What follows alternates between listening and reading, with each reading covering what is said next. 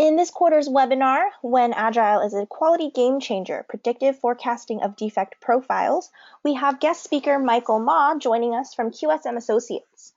Today's webinar is presented by us here at XBOSoft, a software testing and quality assurance company dedicated to speeding products to market and ensuring improved software quality and performance through our QA consulting and software testing expertise.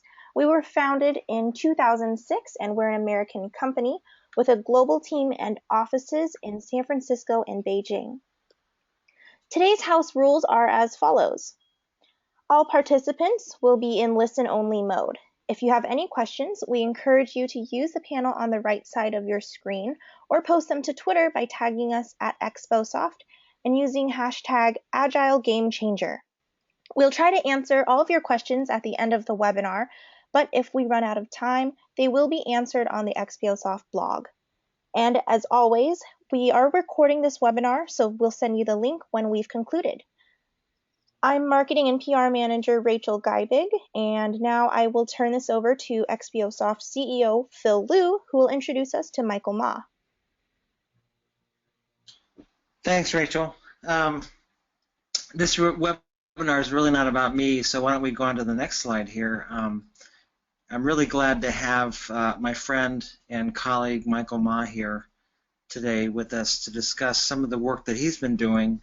Actually, Michael's been working with Agile teams for almost 15 years. It's great to have you here, Michael. Thanks for coming. Thank you, Phil. It's a pleasure. Yeah. So, you've been working with Agile teams and waterfall teams for quite a long time, and we're glad to have you here to talk about some of the work that you're doing in terms of analyzing defects and being able to use that to predict the quality of the software. Your resume, I don't need to read through it, but you're an expert, so we're really happy to have you here, and I'm hoping that you can share some of your experience in terms of what kinds of data you collect and the trends that you see in the industry and how analyzing defects can really lead to some positive actions that you can take to increase your quality. So I'll let you take the show, and what I'm going to do is I'll be representing the audience. So as they write in with questions, I may interrupt you and say, "Hey, Michael, we've got a attendee that wants to ask a question about whatever," and I'll represent them, and we'll just kind of be interactive as we go. So take it away, Michael. Okay, well, thank you very much. So I'm excited about this. Thank you for inviting me to present to the group here. So a little bit about this lecture, this webinar is going to be a series of storytellings, which I always find really interesting and relevant to our day-to-day lives. So the first part of the storytelling here is a little bit of my background is I just have quantitative analytics in my blood. My father was a self-taught Wall Street trader. So to some extent, it's kind of in my DNA to be an analyst. But back when he was a Wall Street trader, when it was an honorable profession, it was also about the time that we were coming out of the Apollo space program, so I was enamored of physics and engineering and followed my career in that path, and then moving on to software engineering, and then finding that so much about the pressure of software projects was driving conflict, so I did my graduate work in dispute resolution at Harvard Law School, the program on negotiation. And we see a lot of varying patterns from our firm's research on software projects. Right now, about 12,000 projects in our QSM, or Quantitative Software Management Database. And from that data, I whimsically say that we can look deep inside all of the stars of all those software projects and get the answer to life, the universe, and everything. So it's great fun. A great deal of insights are possible when we look at facts and statistics, and we've been seeing how waterfall projects behave, how agile projects behave, how dislocated teams behave, how co-located teams behave for the last several decades, and in particular in the last 10 years in Agile. So that brings me to what's the genesis of this research, which has made its way to many conferences all around the world, really. As we started seeing patterns light up our research on Agile, I began giving lectures and keynote addresses on the topic going 12 years ago.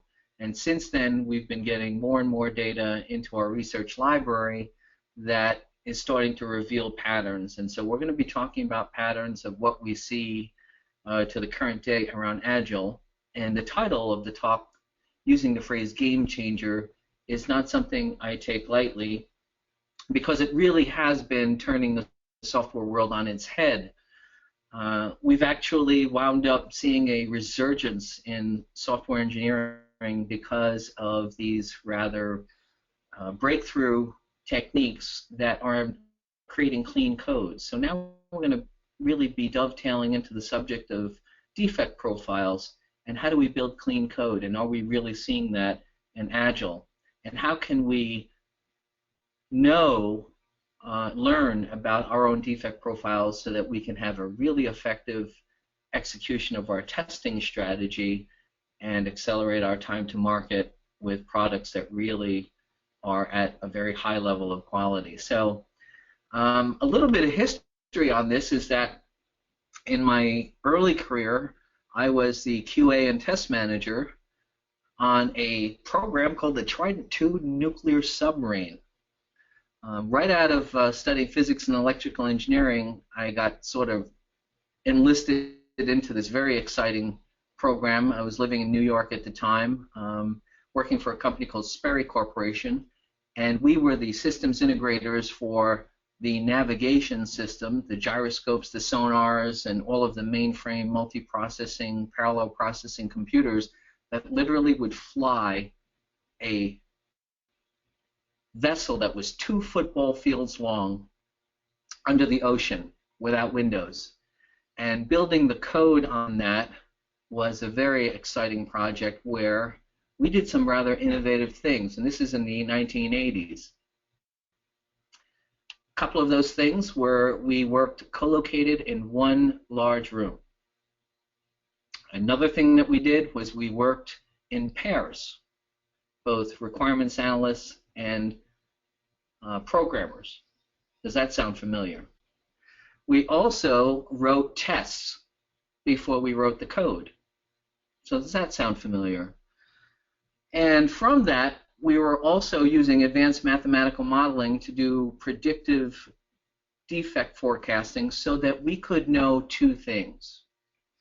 First, when we went into systems test and integration, what were the expected number of bugs that we might find and fix over the course of the several months of the final integration testing, so that 2, how many test professionals would we need during QA and integration in order to execute all those tests and meet a target date.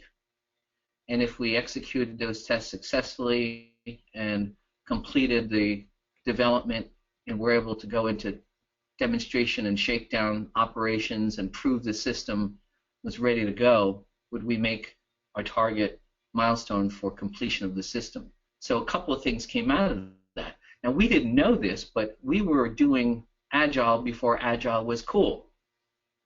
So my point on this is, even before the term Agile existed, this team was using Agile methods, and that says to me today, whether you're using, quote, Agile, Scrum, pair programming, XP or not, there are things that you could do that are Agile in principle so that you can drive down defects. And then we can help you get some understanding about what those patterns are looking like.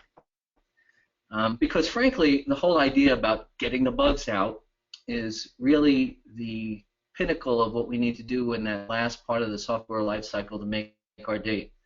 And if we are swarmed with bugs and our code is just completely falling apart, we're going to be at risk. It's going to be very difficult to test. But if we find that we are coming down the bug curve and we're ahead of the curve, we'll make our date and we'll be successful. So when I talk about coming ahead or behind the curve, this is a shape of the curve. It's an actual chart of defects from the first sprint on the left to the last sprint on the right of an organization that was charting bugs all along sprint to sprint. And you can see that the curve builds up to a peak and then it tapers off with a tail. And the idea about Agile techniques is to, number one, shrink this curve as much as possible in terms of its amplitude and height, and number two, shrink it as far as its width, left to right. So that curve either explodes and expands, or it shrinks and contracts depending on your effectiveness of your Agile execution. Now, a key component of this is getting your test professionals involved in the front. So one of the things that we did on the Tried Nuclear Submarine program is writing tests collaboratively with developers side by side before they wrote code. This is called test-driven development in modern parlance, which we were doing before we had the TDD term in existence. So you can do this and work towards driving down the defect curve by working collaboratively with test professionals, so that ultimately maybe you'll have a nuclear submarine that can go defect-free on patrols and fly through undersea canyons and mountains successfully.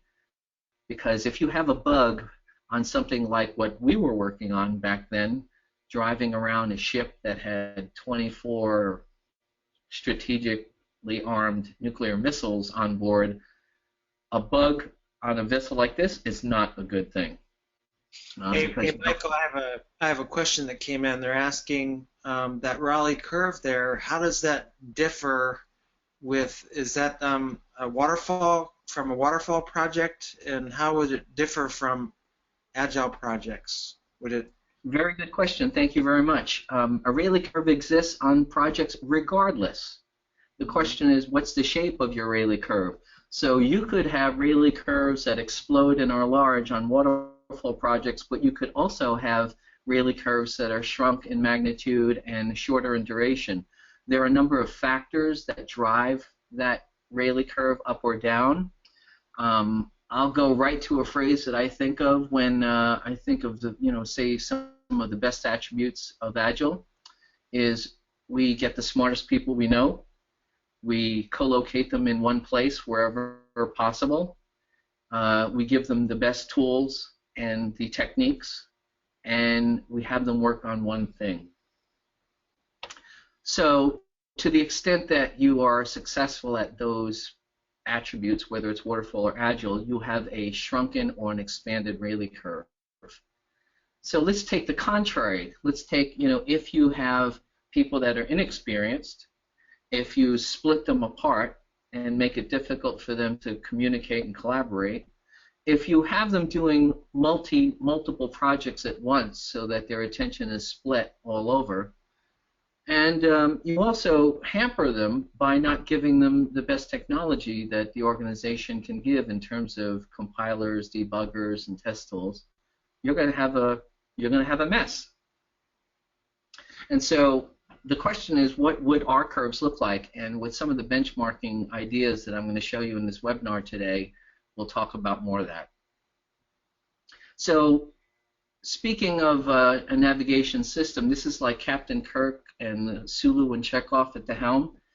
You can see the navigation control console, which I worked on, and that basically is something that flew the submarine. And a key attribute of this system was the advanced software that drove the sub. Today, just transitioning just for a fun topic, what's one thing that people might not know about you is I fly a different vessel for fun. Instead of a nuclear submarine, I'm a licensed private pilot, and one of the things I love to fly are Piper aircraft, Piper Cubs. This is a 1946 Piper Cub with no software. So it only has magnetos and vacuum pumps that drive the gauges and compasses. But that's the fun thing about coming from a navigation background. From time to time in this webinar, I might use some principles or concepts about guiding an aircraft successfully from an origin to its destination, like we would guide a software project successfully with instruments from our origin to our destination. So that's the whole point about bringing up the flight thing, with my smiling face on the right there as your pilot, your captain. Welcome to the flight. Okay, so let's talk a little bit about the basis of some of this research and get into the case study and the topics that we have today. As I mentioned, the QSM, or Quantitative Software Management Database, contains about 12,000 some odd projects where we placed productivity statistics from this research on our client's desktop. SLIM stands for Software Lifecycle Management. Those are the mathematical models that I'm going to be describing to you today that generated some of these analytics. They are used to measure software projects, estimate software projects, and also determine the patterns of their behavior while they're in flight. The project is started, it's up in the air climbing through 10,000 feet, and it has not arrived at its destination. There are 5 or more books written by QSM on this research. If you're interested, the lower right is one of our most recent 5 core metrics, the intelligence behind successful software management. That's available. You can get it on Amazon or from Dorset House Press. I've also published maybe about 50 to 100 papers through the Cutter Consortium think tank. One of the things that we'll offer our audience today is a executive research paper on how Agile projects measure and what it means to you. So we'll be making that available through the XBOSoft team so that you can follow some more details on this research, on this case study, after the webinar. The database is virtually a who's who of technology companies in the world, Fortune 100, Fortune 50, all of whom share a common attribute, let's say, that software today is more strategic than it's ever been. So whether you're a cell phone provider, whether you're a bank pushing billions of dollars through a financial system, it's all code, it's the intelligence, it's the smarts behind our industries and our communities. So the first thing I want to get to here is a case study of an organization. They've given us permission to use their story called Follett Software. They are like the Amazon.com of kindergarten through grade 12 and also higher education educational materials for classrooms. So think of them as the one-stop shopping for all classroom and education materials. And their mission is to ignite the flame of knowledge. They truly live and believe that to advance society today requires a highly educated populace, beginning from very youth all the way up through college. And their systems are about creating markets to serve that need. So they began an Agile transformation a number of years ago.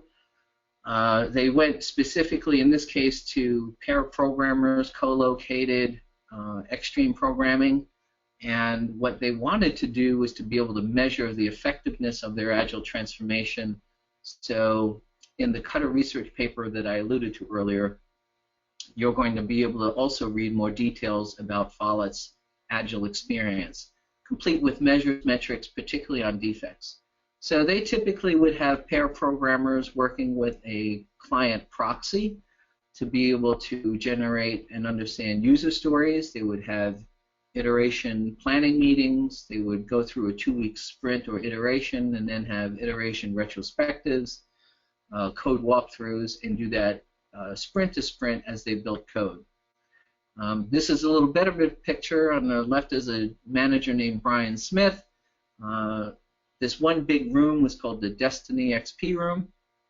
It was a bit noisy, especially with the ping pong table in the back over there, but the one attribute about it was everybody could simply spin around the chair and get immediate feedback, working in pairs so that they could build the code as quickly as possible. Typically, this is what a pair of folks look like, and one of the things that people ask me is, well, why is pair programming so effective? And I would answer, it's for the same reasons that a pair of pilots and a co-pilot in a cockpit are so effective. In real time, we are closely watching over each other's shoulders. And if by chance somebody happens to miss something, the pilot and the co-pilot catches it. So it's like instantaneous code review is very quick, unlike a waterfall type project where you might kick the code review down the road. And you know, when one person is fresh and they're banging away at a design and building code, the other person is watching, and then they go back to back.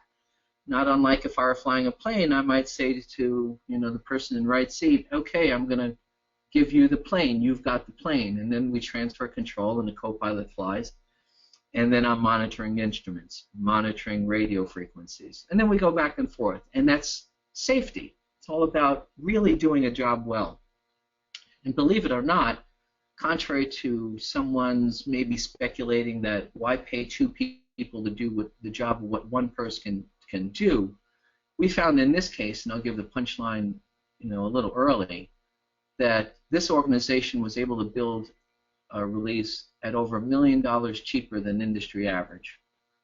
So where the industry average would take about $3.5 million to build a release of a certain backlog size, they were doing it at $1.3 million cheaper. So talk about getting bang for your buck in a counterintuitive way. One thing you'll find that's interesting here is a set of picture frames under each workstation. And curiously, I said, why does everyone have like pictures right under their monitors? And the answer I got was, well, we so adhere to the principle of extreme programming that you should not have to work huge amounts of overtime. You should be able to get done what you need to get done in a 40-hour work week. We encouraged everyone to have pictures of their families so that at the end of the day, go home and have dinner with your families, help your children with their homework.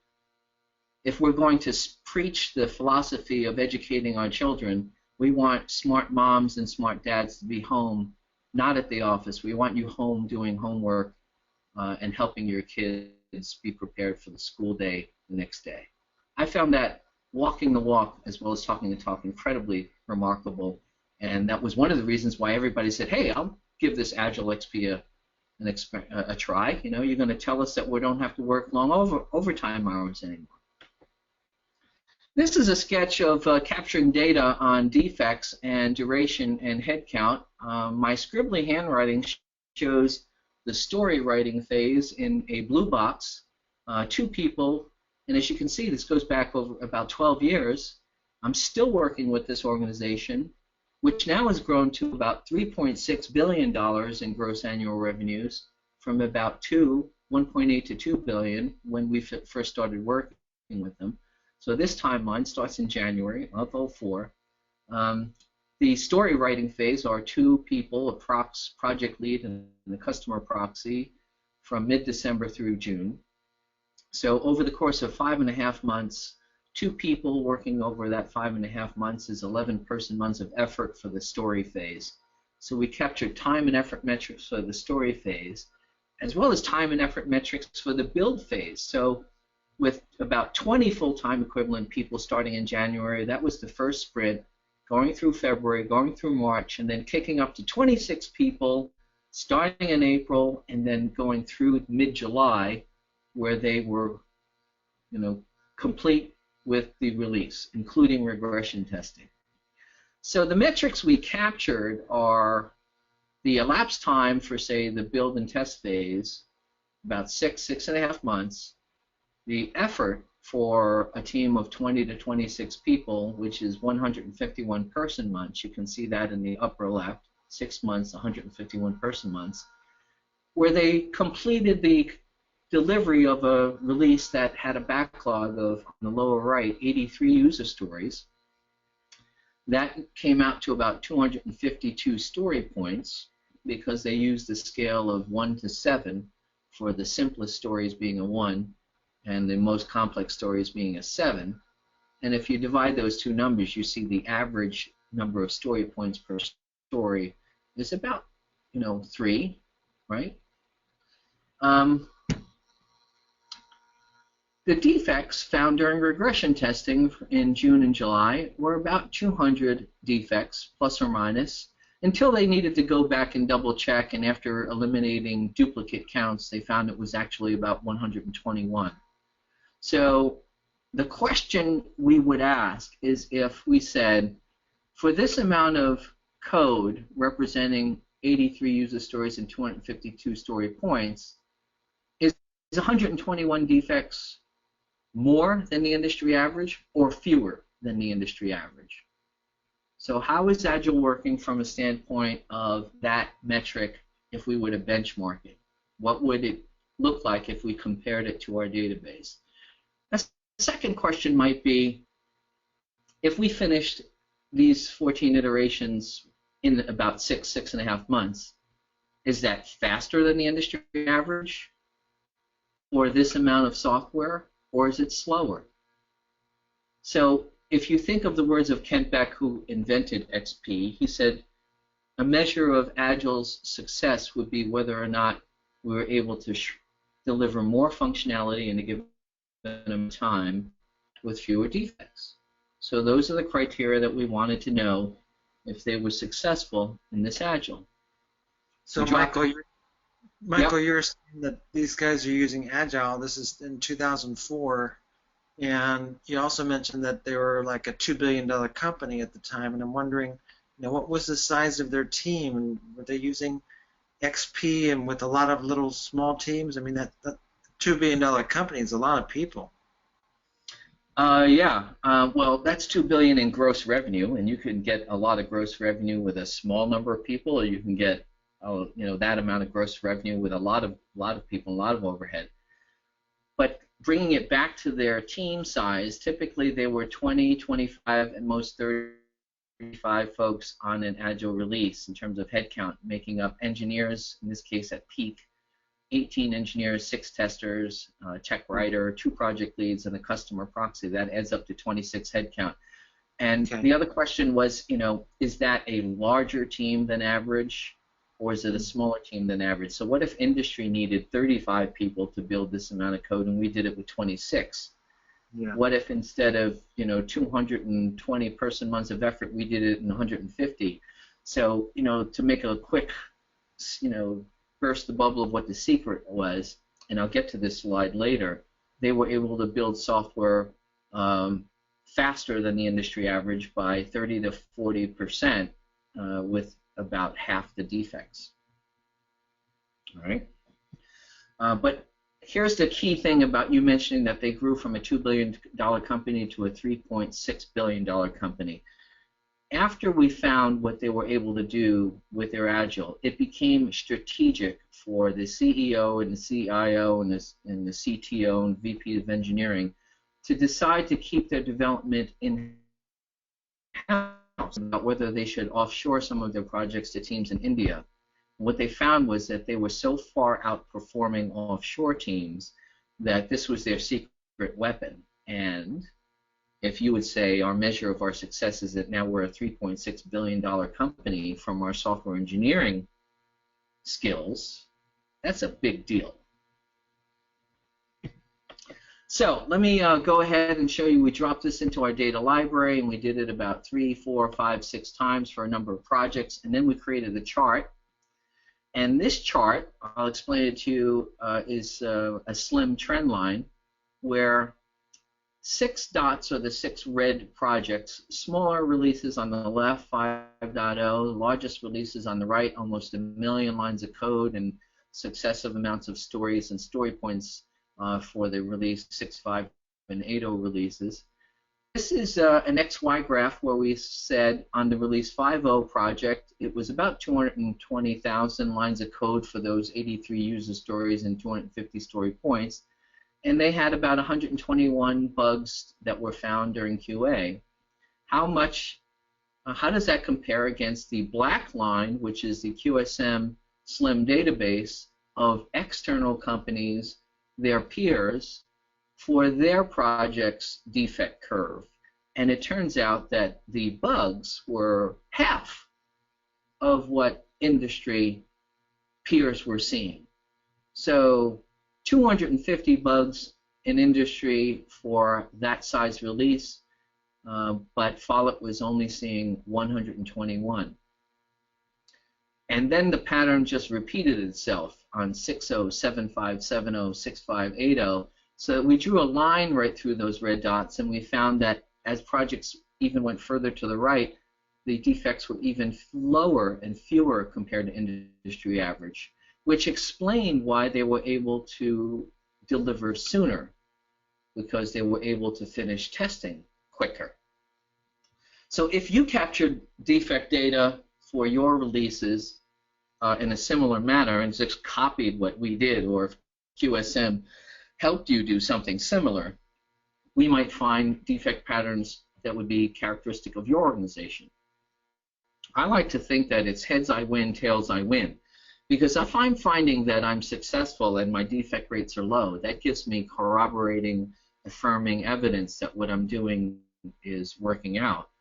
And if it's not, my defects are above, it tells me where I need to be, what I need to do, how urgent it is that I resolve this, how important it is that I find ways to build cleaner code and have testing be completed sooner, more efficiently, so that I can shorten my time to market. So measurement is a win-win in both cases. This next trend line is schedule. So now we're looking at comparing if release 5.0 finished in 6 months, how long do projects in industry complete? And the answer is 10 months. So Follett was building in 6 months on that release 5.0 on the left, where what industry took 10 months to do. And then when we looked at 2, 3, 4, 5, 6 releases in the data sample that we collected over a span of about 2 weeks, we found a similar consistent pattern. Schedules were about twice as fast, or half the industry. So now we're going back to our senior leadership, and they're saying, is it working? And we say, yes, boss. Guess what? You know, we are finding that for an industry, for a project of our scope, industry takes 3.5 million, 12.5 months. There's typically 240 bugs in the code to find and fix, and they using a staff of, say, on average 35 people across projects small, medium, and large. But here's what we're doing. Our current performance is not 3.5 million, it's 2.2 million. We're finishing in less than 8 months, and we're finding half the number of bugs in the code, so we have twice the quality with the same head count. So the delta is that we're 1.3 million cheaper and almost 5 months faster with half the defects. And then when we say that that's consistent across 2, 4, 6 releases, like say 6 releases in the course of 1 year, we're saving $1.3 million per project. Now we're talking about a real amount of money, right? $720 million in savings from this approach. But we're also getting time to market. We're capturing market share because we're delivering 5 months faster. So this was the punchline for this benchmark, and it was extremely successful. So let's talk a little bit about what was underlying this whole approach of developing software. Well, first, quick feedback loops. So you got to see people working in pairs side by side. If you have a problem, you can get it answered instantaneously with face-to-face communication. What they found was that more senior, skilled developers were mentoring and separating the learning curve of lesser experienced new hires much faster. I mean, when you're getting to work with a Top Gun flight instructor, co-pilot right next to you, you have like a Vulcan mind meld of learning tricks of the trade. Another thing, time boxing. They found that having 2-week sprints or iterations and having a very disciplined way of time boxing the functionality for the target velocity, target stories inside that 2-week period gave them clear focus and discernible progress. And then they did it again and again and again. So that was an attribute of their Agile. Next, people were not getting burned out like the old days. They say that a tired mind is an ineffective mind. And if we're working on knowledge work, then a fresh mind, a sharp mind, builds the best system. And a happier team, better morale. Transparency, a great floodlight. People who thrive in political maneuvering hate Scrum. That's Ken Schwaber, father of Scrum. Transparency here was that their senior leadership knew exactly what was happening. There were no mysteries.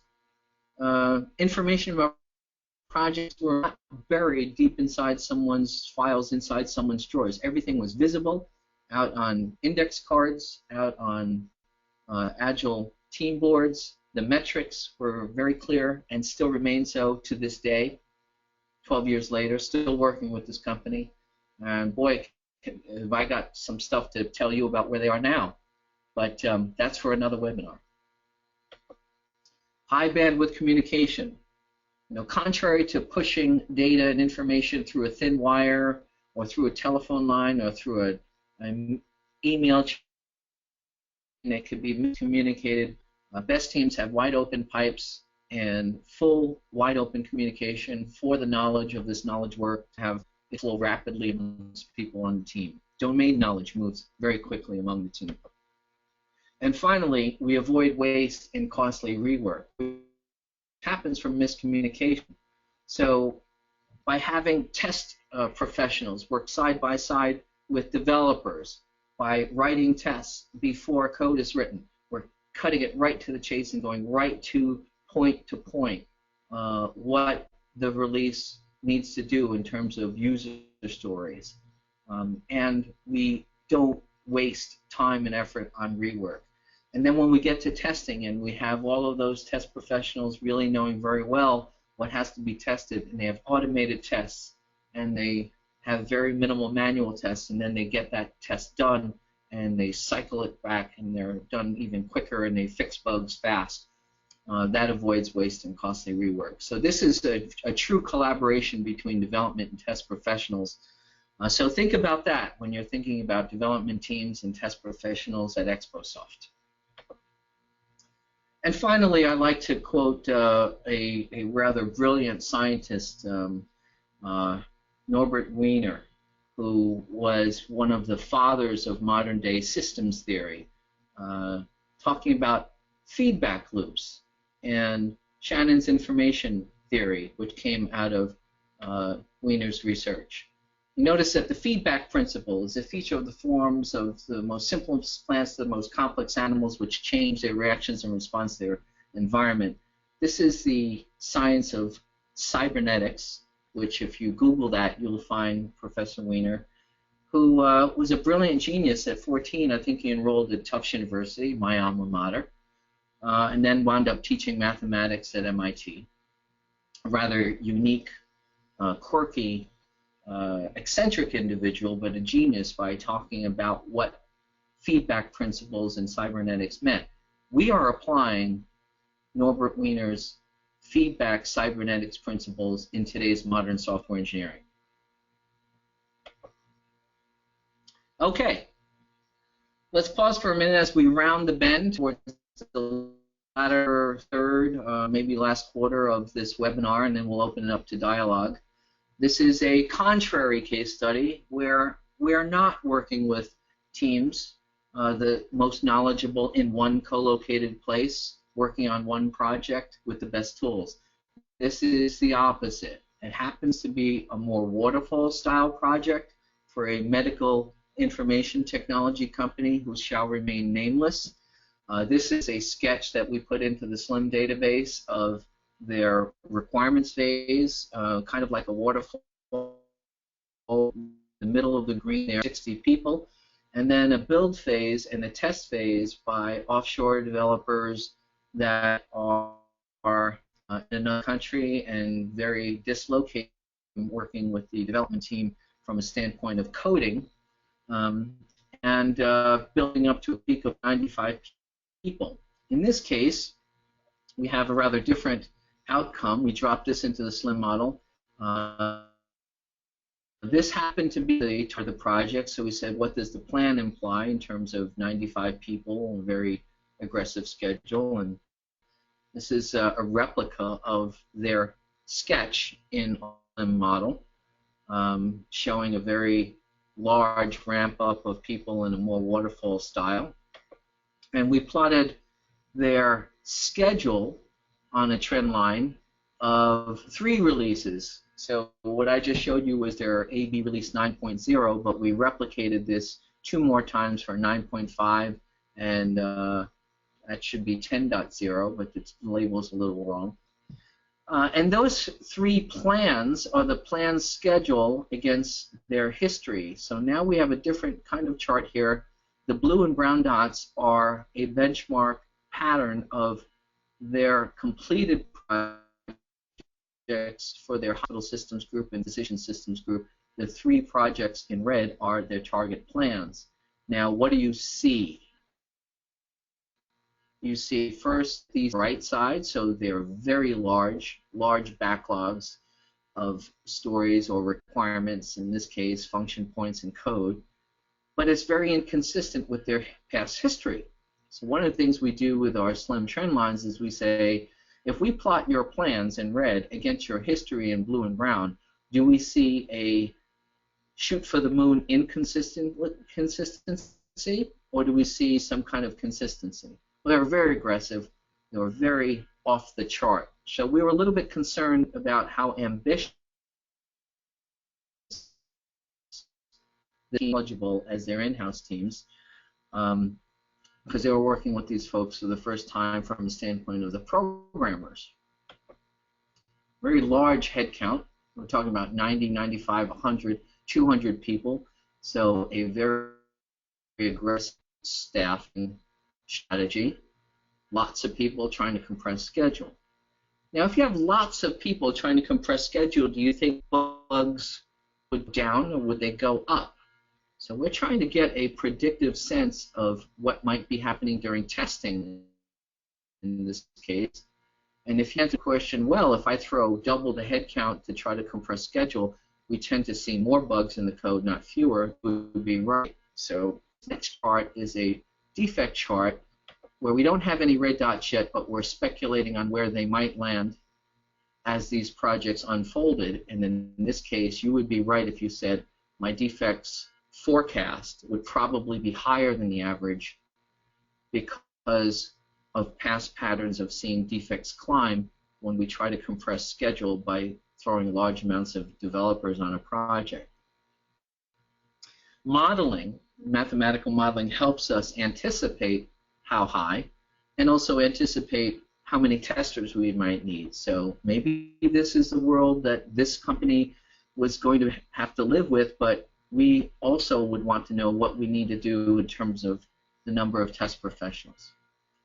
In this case, the defects spiked quite high, and in order to successfully complete by target date, they needed to have an adequate mix of testers to developers in order to bring that defect curve down. So what you're seeing here is the blue dots are the actual bugs, and the red curve shrouded by a green and yellow band is what the slim model curve fit would be to anticipate the future and to give us a feeling for how many test professionals we would need to find and fix 100 or 200 bugs in a given test cycle. We're talking about really effective resource planning regardless of whether you're a waterfall or agile team at this point, and that's the whole point of this, but it's a stark contrast to what we saw at Follett software. The idea of being able to do a curve fit and then a forecast is like a GPS Garmin in your car. So based on your progress to date, what would the GPS tell you in terms of your estimated arrival? And that's what we do with mathematical modeling to forecast defect curves and to forecast expected number of test resources that would be needed to complete the release. This is a quick chart about what the slim model would look like in its forecast. We found consistently that we can predict to as high as 90% accuracy on predicting defects and on predicting schedules with this in-flight radar, aka GPS, not unlike if you were a pilot of a Boeing jet and you were between your origin and your destination, the FAA in-flight radar being able to predictively forecast when your expected arrival would be at San Francisco Airport, let's say. Michael, what would be the top 5 pieces of data that you would put into SLIM to be able to get one of those forecasts? Good question. We capture historically the 4 essential metrics that both Agile teams and some waterfall teams would capture. So if you looked at a historical release as shown in that sketch, when did we start, when did we finish, what was our head count, how large was the backlog, and what was our defect on that historical release. If we do that 2, if not maybe 3 times, that's a nice minimal sample to do a calibration of the model, so that when we load it into SLIM and then flip the algorithms around, we can do a predictive forecast. So then we can then say, knowing these input parameters, like the project's going to start in August, we're going to run with, you know, a head count of 26 folks, and the size of the backlog is 120 user stories and this many story points. At the productivity index and the defect calibration index that we found on our past, what would the predictive curves look like for schedule and effort and defects by flipping the models and algorithms in a forward-reaching fashion? So that's the beauty of calibrating with your history and then predicting in the future. And so one of the things that we do for clients, Phil, that might be interested in this technology is working with XBOSoft professionals and with your team, we could quickly capture a couple of whiteboard sketches, drop it into SLIM, calculate productivity and defect parameters, and then help drive predictive forecast if you need to do some estimates of the effort and the number of test professionals during your QA phase. And also we could lay out a chart of how many defects we would expect to find and fix, and then use that as a guideline for our progress when we actually go into QA. So that's the beauty of how this all fits together. Just backing up 1 minute here, I'll show you that this organization, when we took the Follett cluster pattern and said if industry average is 3.5 million, 12.5 months, 242 defects, staff at 35, what were teams in this offshore scenario looking like from our industry averages and research? And we found that when it was very difficult with dislocated teams, large head counts of 50 people instead of 35, the costs were lower by about 10%. Schedules were a little bit faster from some of the offshore vendors that we looked at, but the bottom line is that Follett's in-house was actually better than the offshore. So this is why they made the decision of, if you looked at this side by side, which way should we go, which way should we go? Leadership said, stay with the course. Stay with our co-located XP teams. We're finding it works. If we went and changed it right now, we wouldn't be better than we already are. So let's take our current strategy with our Agile and double down. So what they did was they actually purchased some of their competitors, and then they inserted their Agile development and test strategies into their newly acquired competitors, and they gained market share. Which, you know, fast forward, that's how they went from 2 billion to 3.6 billion. So now we're talking about in development, at least, not necessarily in testing, because I do think it's possible to have developers co-located and testers be offshore to be able to collaboratively take the best of professionals. You can maximize your smarts and talented people, say, in your development, and co-locate them. And if you build clean code and then you have the final round of that relay race be with, say, really effective testers who are highly skilled, you know, regardless of whether they're co-located or offshored, you can get really high-quality clean code in your Agile. So we see that that often works very well. It's more difficult when you're taking developers and splitting them across continents. I think if you're going to co-locate your testers in one place and co-locate your developers in another, that's a strategy that can work. Even better if you have the testers from time to time come to the development teams and work with them collaboratively to understand what's coming down the road so that they can start writing tests while code is being written, or even before code is being written if you use a TDD strategy. That's exactly what we do. We actually have our testers visit the development teams and work with them side by side, and then we also have hybrid models where we have testers on site with our clients, as well as having offsite, an offshore component, all working together as a hybrid model. Right, exactly. So that's a formula for success. So let's wrap this up and bring this home over the finish line with some practical advice, a little bit of, if I were to sum it all up, what would I say? At first, the source of our troubles is a deadline that is inconsistent with our capabilities. So we like to use measurement and forecasting to make sure we're not shooting ourselves in the foot with a backlog size that's too big for the schedule given the team's development productivity, which we calculate from benchmarking. We also believe that, sometimes slow is fast. If we resist the urge to throw giant numbers of headcounts in a development team to try to compress schedule, we might find that using a smaller, more experienced, highly skilled team actually is faster.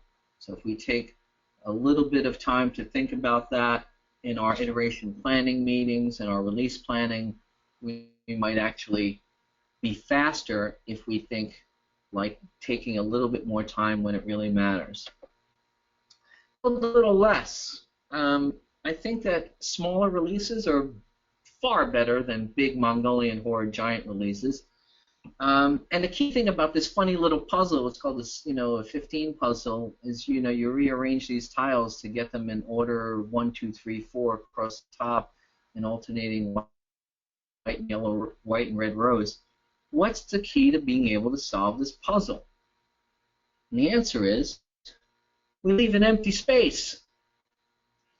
And so, as much as it's tempting to fill the backlog right to the brim, leave an empty space. Give yourself a little bit of breathing room so that when you have to, you can move the pieces around and solve the orientation of the release feature functionality inside your date.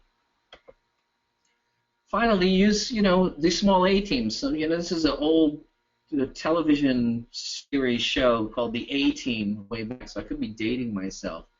But use small teams of smart people, and you'll be better off than larger teams of people that are less knowledgeable. And which finally, one are you? Which one are you? I don't know. Where's the Asian guy? Yeah, right. Okay. Sorry. All right, and give them the best tools, obviously. Any investment in tools, automated tests, compilers, debuggers are going to be worth their weight in gold. Little gold people there. So whether you're building systems that are about saving lives, whether you're about building systems that are dealing with the stress of 7.5 billion people on the planet, whether you're building systems that are about getting us off fossil fuels and trying to get renewable energy for the future, or if you're planting an organic garden with solar panels. This is my son's high school in Vermont. Whether you're trying to find solutions to modern-day problems in an innovative way with your software, educating the next generation of thinkers that are going to solve the world's problems, or creating what some people think when we are building software, it's among the most noblest of professions because we're creating the digital interconnections of the global brain. As a friend of mine is a Cambridge University physicist, author of a book called The Global Brain Awakens, little whimsical image of the matrix in the upper right. I mean, there are beliefs that the software that we're building is wiring the mind of the planet. And I think in that way, I think it's one of the most noble professions because a highly intelligent mind is going to be far more important and valuable than a mind that's unconnected and unwired.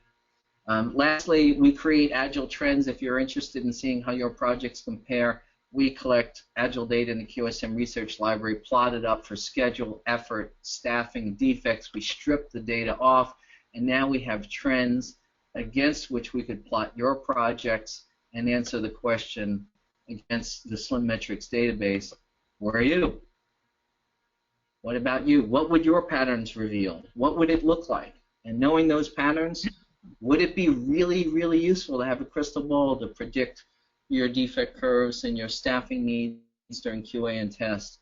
And that's what we're all about, working collaboratively with XBOSoft. Very excited to have brought this webinar to you. I'll leave a few minutes to talk about how we may know thyself, which is one of the highest accomplishments we can achieve in this lifetime, and how we can help you. So that's it. That's me, Michael Mah. Twitter handle is @MichaelCMah. If you want to follow me on Twitter, email me at michael.mah@qsma.com. And we're wrapped. That's okay. The conclusion. Wow. Great, Michael. Thanks. We do have a couple questions here. One of the questions is, so when you went over some of your list of clients, they seem to be pretty big companies, yet we know that the software development world is moving towards Agile. And so, to collect all that data, some, smaller companies especially, maybe they might have the attitude that, we're too small to do that, or we can't afford to do that kind of thing. And I was wondering if you had any comments on that. Excellent question, because actually Agile has walked right into the sweet spot strike zone of this, because by definition, Agile teams track velocity over sprint to sprint to sprint for a head count of a given number of people on a team. So by default, the information is there. So we have 10 folks working over sprint 1, 2, 3, 4, 5, 6, 7, 8 over a 4-month period. We have 4 months. We have 10 people. We have 8 weeks. We have the size of the backlog, which is the add up of the velocity.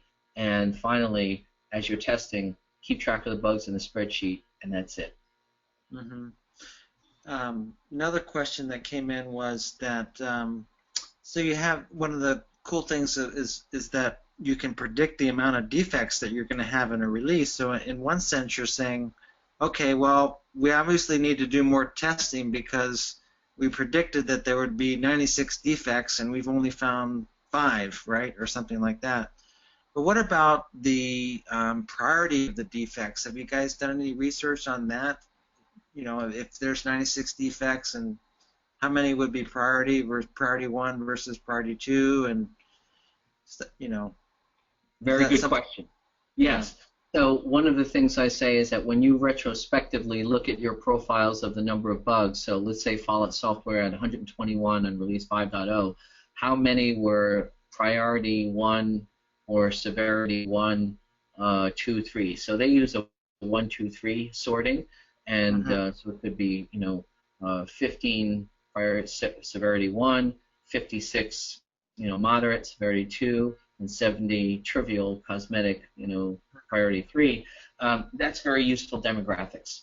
So then when we do a predictive forecast on an upcoming release, we can actually say how many severity 1, severity 2, severity 3 you might find. And then you just kind of have that as a frame of reference and then check off how many you did find. And it's only a reference point. It doesn't mean that the prediction is exactly what we'll find, but it's a reasonable scientific extrapolation based on your historic patterns with your historic teams, with your domain, with your application type, with the inherent complexity of what you build. So it's the closest you can get. And it's very, very valuable because, one thing that you don't want to do is you don't want to be understaffed with your test professionals either. Right. So what if you have a forecast of a certain number of bugs at that final lap of the 400-meter relay race and you're not ready? If you're not ready and that's your bottleneck, you're going to miss your date. Right. So it's about also right-sizing your staff of test versus development professionals based on the defect patterns for the sizes of your release. So this is where it gets really, you're able to precision dial in what your staffing needs would be so you don't create waste. Yeah. Okay, great. Well, thanks. I think that's all the questions I have. That's all that came in. Rachel, do you want to close it up here? Sure. Thanks for joining us today, Michael. So we did record this webinar, so registrants will receive an email with the information on where to review the recording and the slides. And if you have any other questions, feel free to continue tweeting them to us at XBOSoft, or you can shoot us an email. So stay tuned for our next webinar, but until then, you can like us on Facebook and follow us on Google+ and LinkedIn for updates on future webinars, reports, and white papers. You can also check us out and visit our blog or download our most recent white papers at xbosoft.com. And be sure to contact us with ideas for future webinars and questions regarding our services. Thank you.